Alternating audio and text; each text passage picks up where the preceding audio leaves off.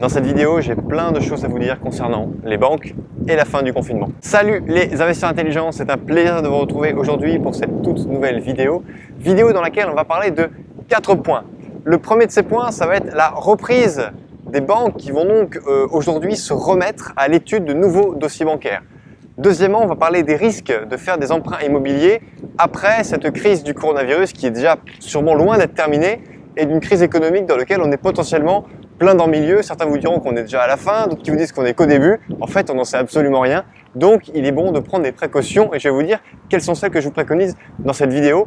Et ensuite, dans le quatrième point, nous verrons quelle va être la vraie conséquence de la hausse des taux des crédits immobiliers sur vos investissements. Je vous mets ici l'article de presse qui a été diffusé sur Internet dans lequel on apprend que 70% des établissements bancaires traditionnels peuvent dès à présent commencer à étudier de nouveaux projets immobiliers, de nouveaux projets de crédit immobilier.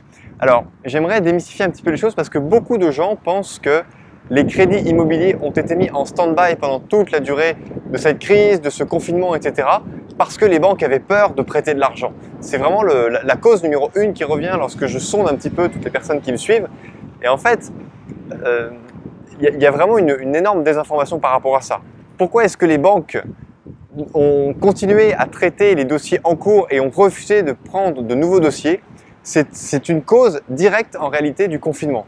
Pourquoi? Parce que lorsque vous faites un crédit immobilier, déjà vous appelez votre conseiller bancaire. Alors certes, votre conseiller bancaire, il peut être ici ou il peut être au chômage technique ou il peut être en télétravail, donc potentiellement il n'est pas devant vous. Mais votre conseiller bancaire, qu'est-ce qu'il fait lorsqu'il étudie un dossier de crédit? Il s'occupe de rassembler tous les éléments et ensuite il va distribuer les différents éléments pour décision à différents membres de son équipe. Il peut y avoir des fiscalistes qui vont vérifier que votre projet tient debout. Il peut y avoir des juristes, si jamais vous empruntez via une SCI, qui vont relire les statuts, qui vont voir que tout est bien fait, qu'ils ne prêtent pas l'argent à n'importe qui. Il peut y avoir également un notaire de banque qui va s'assurer que tout ce qui est compromis, promesses de vente, actes synagmatiques, etc. sont bien rédigés dans les règles de l'art. Il peut y avoir également des experts financiers qui vont donner leur avis sur votre dossier tout simplement par rapport à votre capacité d'endettement, par rapport à votre reste à vivre. Il peut y avoir bien sûr des personnes qui vont être mandatées par la banque pour aller faire un audit concernant le bien que vous souhaitez acheter. Comment ça fonctionne? Vous souhaitez acheter par exemple un immeuble de rapport qui vaut 300 000 euros. La banque n'arrive pas à trouver de loin un petit peu la vraie valeur de ce bien-là. Elle va donc mandater un expert qui va aller sur place, qui va se déplacer et qui va dire oui, c'est bon, ce bien-là, au vu des transactions qu'il y a eu récemment, etc., sa valeur est comprise entre 300 et 320 000 euros. Donc la personne l'a négocié à 300 000 euros, donc c'est bon, vous pouvez le financer parce que le bien que vous allez financer est bien, la transaction se fait bien au prix de sa valeur. Ça, c'est toutes les étapes qui sont faites avant même que l'on vous dise oui ou non sur votre dossier. Et pour que l'on vous dise oui, eh bien, en général, c'est une décision collégiale, une fois par mois, une fois par semaine, où il peut y avoir, alors ça dépend des banques, plusieurs directeurs d'agence qui se regroupent pour élire tel dossier, on accorde le crédit, tel dossier, on le refuse, etc. etc. Et donc, alors ça, pour le coup, c'est vraiment très différent banque par banque. La BNP ne fonctionne pas pareil que la Société Générale, le Crédit Agricole ne fonctionne pas pareil que le Crédit Mutuel. Donc en tout cas, vous ne devez absolument pas croire que tous les crédits ont été mis en suspens parce que les banques avaient peur. Non, les banques n'avaient pas peur. Les banques n'avaient simplement pas les moyens humains de traiter de nouvelles demandes. Donc elles finissaient tranquillement les dossiers qui étaient en cours d'acceptation et qui étaient déjà un petit peu dans les tuyaux pour ne pas en accueillir de nouvelles parce qu'ils ne savaient tout simplement pas de combien de temps le confinement allait durer. De plus, le contexte économique actuel, vous le savez comme moi, n'est pas aussi bon qu'il y a 2 ou 3 mois. Alors par rapport à ça, il va y avoir quelques risques par rapport à vos demandes de crédit. Et le risque numéro 1, eh bien, ça peut être que la banque applique manu militari les recommandations fermes et précises du HCSF. Et lorsqu'on est investisseur comme vous et moi, quelles sont-elles ces recommandations du HCSF? Parce qu'en fait, il y en a plein, mais celle qui nous concerne, c'est simplement d'éviter au maximum de dépasser un taux d'endettement de 33% et ne pas accorder de crédit pour du locatif sur une durée plus longue que 25 ans. Une fois de plus, je vais me répéter, mais le HCSF, c'est le Haut Conseil de stabilité financière. C'est un organisme de l'État qui donne des conseils. Elle conseille, elle est là pour préconiser aux banques d'appliquer telle ou telle règle pour permettre leur survie, le fait qu'il y ait une bonne stabilité de l'euro dans la zone euro en Europe tout simplement. Et les banques, en fait, peuvent appliquer ou non ces conseils. Parce qu'il y a plusieurs critères. Il n'y a pas simplement que le taux d'endettement, il y a également le reste à vivre. Si aujourd'hui vous avez un taux d'endettement qui est important, mais qu'en même temps vous avez un très gros revenu, que vous avez beaucoup de capital à la banque et que vous avez un reste à vivre qui est très important par rapport à votre nombre d'enfants, par rapport à vos charges courantes, la banque peut tout à fait entraver quelque part cette directive du HCSF et vous octroyer un crédit qui va vous faire monter peut-être à 38, 39, 40, peut-être au-delà même de 40% de taux d'endettement. N'oubliez pas également que lorsque vous allez acheter un appartement pour en faire de la location, que ce soit de la location meublée classique ou de la location nue ou un immeuble de rapport ou de la location de locaux commerciaux, je vous dis ça parce que je nomme uniquement les modes de location classiques. Je ne comptabilise pas tout ce qui est colocation et tout ce qui est location courte durée. Eh bien, la banque va intégrer dans son calcul de taux d'endettement pour vous les revenus à venir. D'accord? Donc là, j'en viens à la phase conseil de la vidéo. Vous devez, avant même de commencer à investir, vous devez parfaitement maîtriser l'environnement financier parce que le banquier, certes, il n'a qu'une seule envie, c'est de vous prêter de l'argent, mais il n'a pas envie de le prêter à n'importe qui. Il a besoin d'être rassuré, il a besoin que vous lui prouviez que vous maîtrisez tout l'environnement financier. Rappelez-vous, il y a ce tableau que je vous mets là, que vous pouvez télécharger. C'est un cadeau de ma part, c'est un tableau qui a déjà aidé des centaines, voire des milliers de personnes pour apprendre à calculer simplement son taux d'endettement, sa fiscalité, intégré dans un tableau qui est très simple d'utilisation, ses différentes charges, charges de copro, taxes foncières, assurance propriétaire non occupant, les frais notaires, les frais d'agence, les travaux, comment est-ce qu'on intègre un amortissement. Bref, je ne vais pas vous en parler parce qu'il y a vraiment de quoi faire 2-3 vidéos uniquement pour vous parler de ce tableau. Pour information, dans ce tableau, il y a des liens vers des vidéos de la chaîne qui vous expliquent parfaitement comment remplir, comment a été construit ce tableau et comment vous devez parfaitement l'utiliser parce qu'il va très vite venir, et ça je vous le garantis, votre meilleur ami. Si vous avez trouvé que ça c'était un argument pertinent, je vous remercierai de bien vouloir liker cette vidéo. Ça c'était mon tout premier conseil de parfaitement maîtriser l'environnement financier. Mon deuxième conseil, c'est que le bien que vous allez acquérir, le bien que vous allez présenter à votre banquier pour cette nouvelle opération, cette nouvelle demande de crédit, doit impérativement être acheté à deux conditions. Soit vous l'achetez au prix du marché, soit vous l'achetez sous le prix du marché. Pourquoi? Parce qu'aujourd'hui, on arrive dans une période, enfin on est même déjà dans une période d'incertitude, on ne sait pas si l'immobilier va augmenter, baisser, rester stable, on n'en sait absolument rien.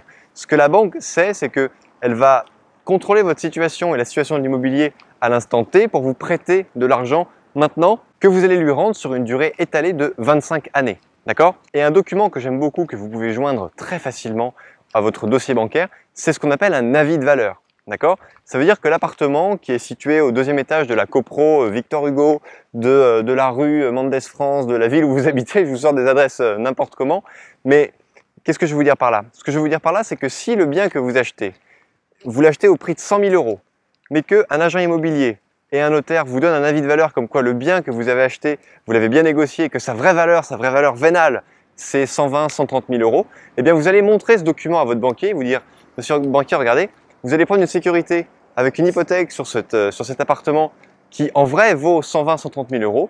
Moi, j'ai utilisé des principes de négociation, donc j'ai pu le toucher à 100 000 €. Donc en fait, avec moi, en passant par moi, eh bien, vous minimisez les risques parce que vous avez non seulement un agent immobilier, donc un professionnel du métier, qui a dit que ce bien-là, au vu de son expérience et de son recul sur son métier, et en plus un notaire, eh bien, le bien que je vous propose vaut plus que le prix que je vous demande pour le financer.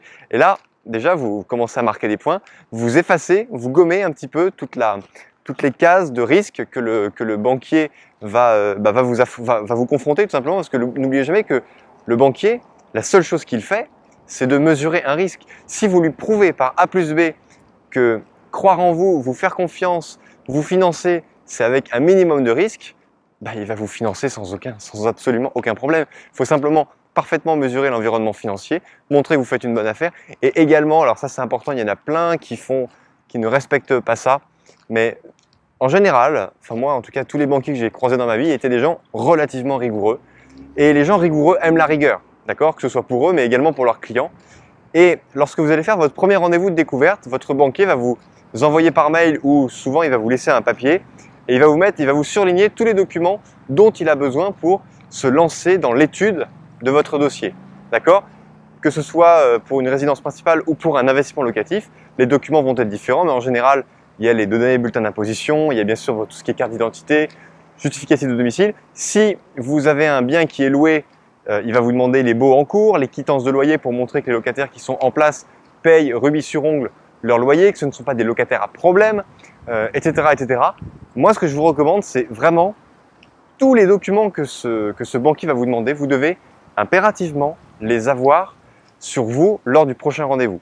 Si vous vous pointez 2 semaines après au rendez-vous et que vous attendez encore le document d'un agent immobilier, un diagnostic qui n'a pas été fait ou quelque chose, etc., etc., eh bien, vous allez entacher un petit peu la marque en fait. Vous allez entacher votre image qui va être ancrée au sein de votre banquier. Au niveau du banquier, vous allez être une personne où il faut relancer, une personne qui n'a pas toutes les pièces. Donc, moi, je vous recommande vraiment, n'allez pas à ce rendez-vous si vous n'avez pas toutes les pièces. Et toutes ces pièces-là, vous devez les avoir en 2 formats. Tout au format papier que vous allez laisser au banquier. Et le soir même, lorsque vous allez rentrer chez vous et que vous allez le remercier pour le temps qu'il vous a prêté et la richesse de la discussion que vous allez avoir avec lui, vous lui remettez en pièce jointe la totalité des documents parce que en général, un banquier, lorsque vous allez lui donner en papier tous les justificatifs de domicile, les relevés d'imposition, enfin bref, tous les documents, il y en a une pelletée, je ne peux pas tous vous les lire de tête, il y en a tellement, eh bien, il va les scanner. Donc là, si vous les avez déjà au propre en PDF et que vous lui mettez en pièce jointe d'un mail ou alors vous lui faites un WeTransfer pour simplement faire en sorte que ça va aller, que ça va être beaucoup plus simple pour lui de les classer, eh bien, vous allez gagner énormément de temps, vous allez lui mâcher le travail, vous allez lui donner la confiance que vous êtes une personne rigoureuse qui avance sereinement avec la maîtrise complète d'un environnement financier. Donc, ça va énormément le rassurer. Maintenant, on arrive en dernière partie de cette vidéo et je vais vous parler des taux. D'accord? Les taux, aujourd'hui, il y a à peu près 8 banques sur 10, donc la proportion augmente, qui a décidé d'augmenter sur les crédits à 20 ans ou 25 ans de 0,2 points leur crédit. Alors, on n'est pas sur 0,2 pour les longueurs de crédit de 10 à 15 ans, on est plutôt sur du 0,1. Mais ils augmentent de 0,2 points les taux d'intérêt sur 20 ans.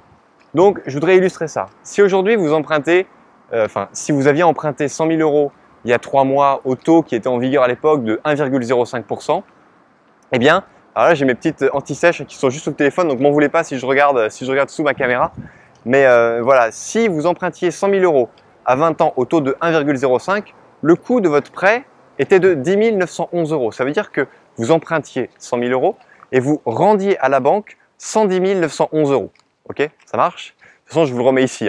Ensuite, aujourd'hui, les taux ont augmenté de 0,2%. Donc, si vous empruntiez 100 000 € sur 20 ans au taux de 1,25%, eh bien, vous alliez rendre, le coût de votre crédit sera de 13 071 €. Donc, vous empruntez 100 000, vous remboursez 113 000. La différence entre 10 911 et 13 071, c'est 2 160 €. D'accord? Donc, il n'y a franchement pas de quoi s'exciter, avoir peur de la remontée des crédits.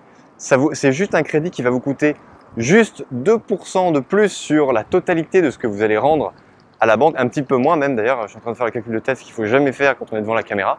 Mais donc, vous voyez, c'est vraiment une toute petite différence.